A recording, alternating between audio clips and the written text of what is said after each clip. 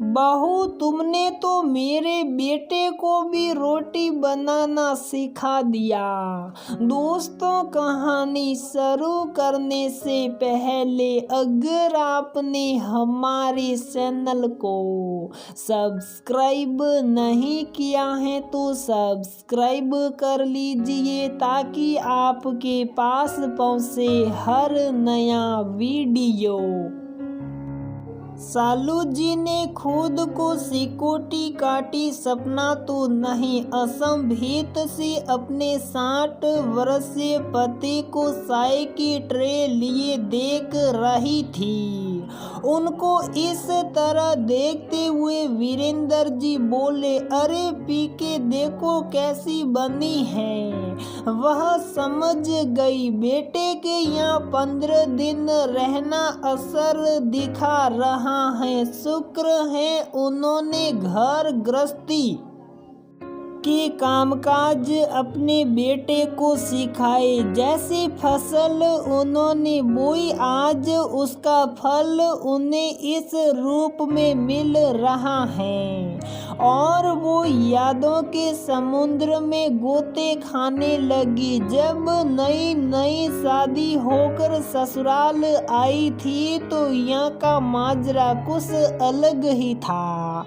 नई बहू थी तो सुबह जल्दी उठ किचन की तरफ बढ़ गई। सास भी वहीं थी, सबके लिए चाय नाश्ता बनाया, मगर उनके पति वीरेंद्र देर तक सोते रहे।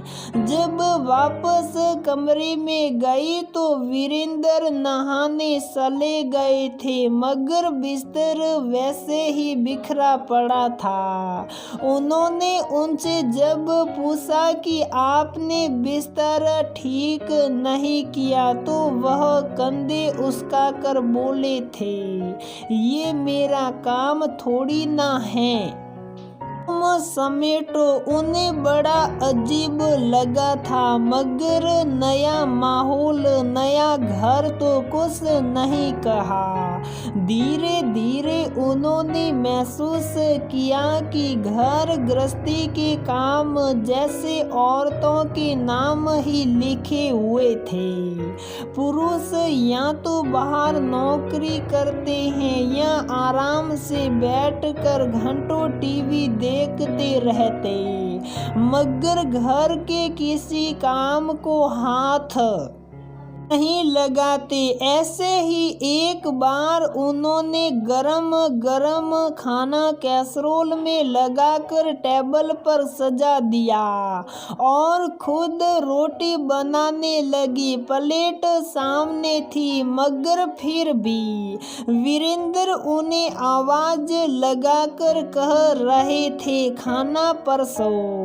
एक बार फिर सालू आश्चर्यचकित हो गई। फिर उन्होंने कहा, खाना तो टेबल पर लगा है, थाली में कौन परोसेगा? वीरेंद्र ने व्यंग्यात्मक लहजे में कहा। तब उनका दिमाग ठनका। उनके घर में तो खाना टेबल पर लग जाता था, फिर सब अपने आप निकाल कर खा लेते थे, मगर यहाँ थाली में परोसना भी जरूरी था। उन्होंने अपना हाथ का काम छोड़ खाना परोसा और इस चक्कर में उनकी एक रोटी भी जल गई। माजी से कुछ भी कहना बेकार था, क्योंकि वह खुद इसे एक उपलब्धि मानती थी कि उन्होंने अपने बेटे से कभी कोई काम नहीं कराया, पर गर्व से कहती, हमारे वीरेंद्र ने कभी एक गिलास पानी खुद लेकर नहीं पिया। इस वाक्य से सालू को खांसी सिड थी, मन में सोचती क्यों नहीं कराया, करना चाहिए था। घर के काम बच्चों से ना कराकर आपने उन्हें गैर जिम्मेदार बना दिया। जब उनका खुद का बेटा हुआ तब उन्हें उम्मीद जागी कि अब तो वीरेंद्र उनकी मदद करेंगे, मगर तब भी माँ व कमलाबाई ने ही सब संभाला। फिर जब वह उस पड़ाव पर पहुंची जहां उन्हें दूध पिलाना बंद करना था, रात में कई बार उनका बेटा वैभव जाग जाता और दूध पिलाने की जिद करता।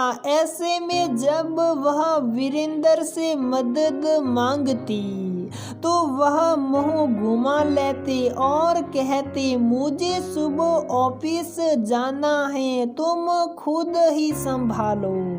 पूरी रात बालकनी में टहल कर बेटे को सुलाती और दिन भर घर के काम करती, मगर उन्हें वीरेंद्र से किसी तरह का कोई सहारा ना मिलता।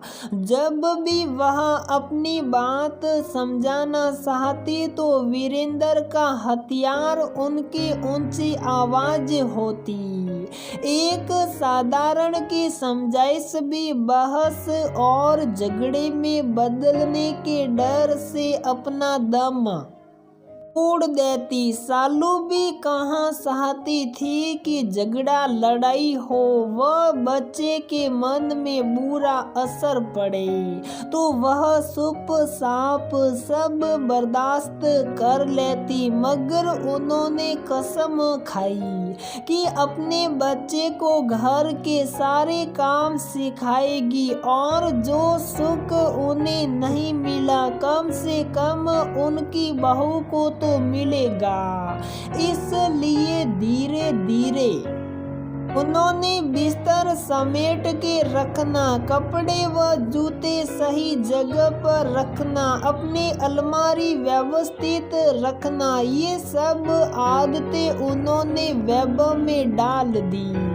डाइनिंग टेबल लगाना, खाना परोसना, आसानी से बन जाने वाले व्यंजनों को भी उन्होंने वैभव को सिखा दिया था। सबसे बड़ी बात उन्होंने उसके मन में ये डाल दिया था कि काम काम होता है पुरुष का या स्त्री का नहीं। आज जब वह अपनी बहू और बेटे को कदम से कदम और कंधे से कंधा मिलाकर घर व बाहर की जिम्मेदारियां साथ उठाते हुए देखती हैं तो वह गर्व से फुल्ली नहीं समाती।